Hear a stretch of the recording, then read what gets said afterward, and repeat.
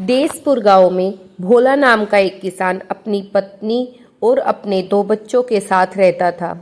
वह एक साहूकार के यहाँ काम किया करता था। अपनी बहन की शादी के समय उसने साहूकार से कर्ज लिया था और उसी का पैसा वो काफ़ी समय से लौटा रहा था, लेकिन साहूकार का कर्ज पूरा नहीं हो रहा था।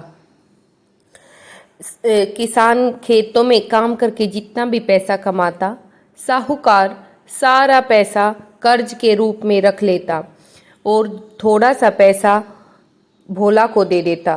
भोला शिव का बहुत बड़ा भक्त था। उसको शिव भक्ति में पूरा विश्वास था। एक समय गांव के शिव मंदिर में शिवरात्रि का महाउत्सव आया। भोला अपने परिवार के साथ शिवरात्रि के महोत्सव में जाने के लिए तैयारी कर मंदिर के लिए निकल पड़ा। भोला, उसकी पत्नी और दोनों बच्चे शिव मंदिर पहुँचे। वहाँ पर साहूकार भी आया हुआ था। साहूकार भोला को देखकर हंसा और कहा, तुम्हारे पास शिव की भक्ति के लिए क्या है? न शिव को देने के लिए दान है, न अच्छा भोग लगाने के लिए भोजन। भगवान तुम्हारी भक्ति स्वीकार नहीं करेंगे। भोला का परिवार उदास होकर लौटने लगा। रास्ते में उन्हें एक गरीब भिखारी लड़का दिखाई दिया। वह भूख से चिल्ला रहा था। उसने कहा, मैया, मुझे कुछ खाने के लिए दे दो। उसने कहा, भैया, मेरे पास तो खाने के लिए कुछ नहीं है, आटे का हलवा है, अगर खाओ तो मैं दूँ। उन्होंने कहा कि प्रसाद में भूख के समय अगर आटे का हलवा मिल जाए तो उससे स्वादिष्ट कुछ नहीं होता। मैं बहुत भूखा हूँ, कृपा करके आप मुझे ये प्रसाद दें। इस प्रकार किसान ने पूछा कि तुम कौन हो? उसने कहा, मैं शिवा हूँ। मैं काम की तलाश में भटक रहा हूँ, लेकिन मुझे कोई काम नहीं मिल रहा है। अगर आपके पास कोई काम हो तो मुझे अपने घर ले चलो। भोला ने कहा, मैं तो खुद एक गरीब किसान हूँ, साहूकार के यहाँ काम करता हूँ, तुम्हें क्या दूंगा?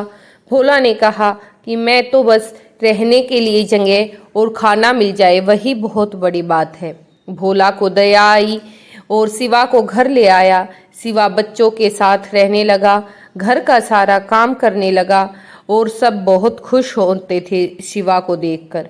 एक दिन भोला ने अपनी पत्नी से कहा, हम कैसे और कब तक भोला से फ्री में यूं ही काम कराते रहेंगे?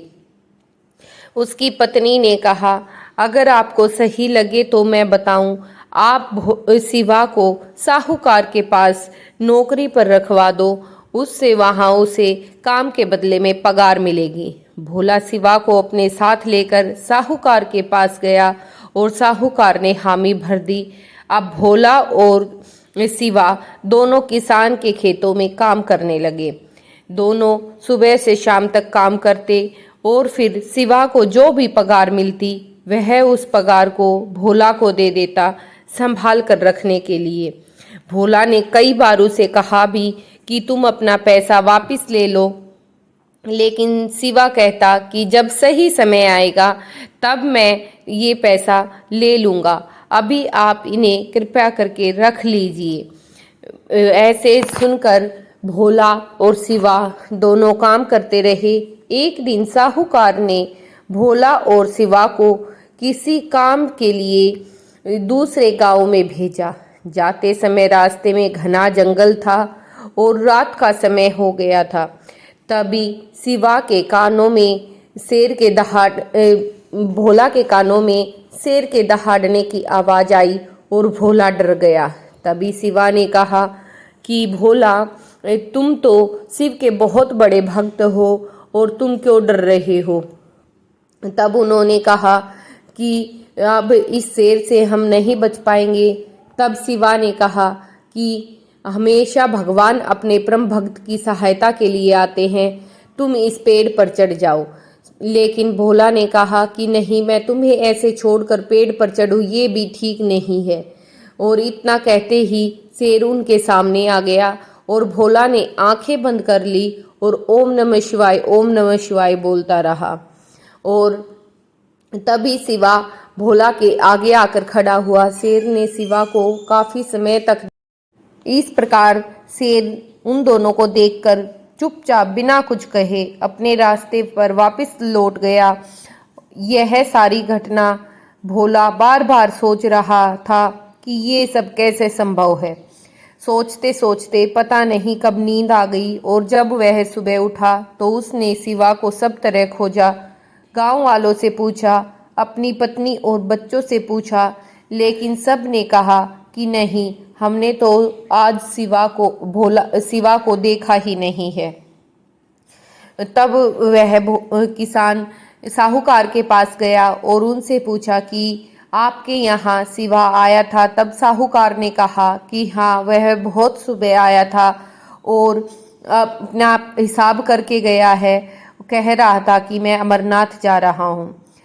भोला अपने घर आया और अपनी पत्नी को सारी बात बताई और कहा कि ऐसा कैसे संभव है और शिवा बिना बताए हम लोगों को कैसे छोड़कर जा सकता है।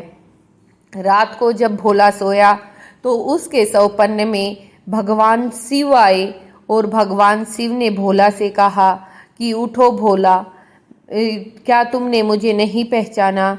मैं ही तुम्हारा शिवा था और मैं ही तुम्हारे पास रहता था। तब भोला ने कहा कि हे भगवान, ये कैसे हो गया? ये अपराध मेरे से किस प्रकार हुआ? भक्त को अपने परमेश्वर की सेवा करनी चाहिए, लेकिन मैंने तो उल्टा आपसे ही काम कराया है। आप मुझे क्षमा करें। तब भगवान ने कहा कि नहीं भोला, तुम बहुत अच्छे इंसान हो और अब मैं तुमसे अमरनाथ पर ही मिलूँगा। तुम अमरनाथ आने की तैयारी करो। जैसे ही सुबह हुई, भोला ने अपनी पत्नी को सारी बात बताई और कहा कि हम लोग अमरनाथ कैसे जा सकते हैं? अमरनाथ जाने में तो बहुत ज़्यादा खर्चा लगता है। तब उसकी पत्नी ने याद दिलाया कि आप चिंता क्यों करते हो? शिवा हमारे घर रहता था और वो भगवान थे।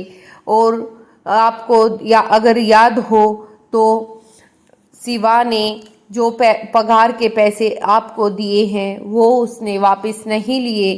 शायद वो पैसा उन्होंने हमें इसीलिए दिया था कि हम अमरनाथ की यात्रा कर सके। अमरनाथ की यात्रा में जितना भी खर्चा आएगा शिवा के पैसों से पूरा हो जाएगा। तब भोला ने कहा, हाँ, हमारा तो अमरनाथ जाने की व्यवस्था खुद भगवान ने की है और अब हम अमरनाथ जाएंगे। मैं साहूकार से मिलकर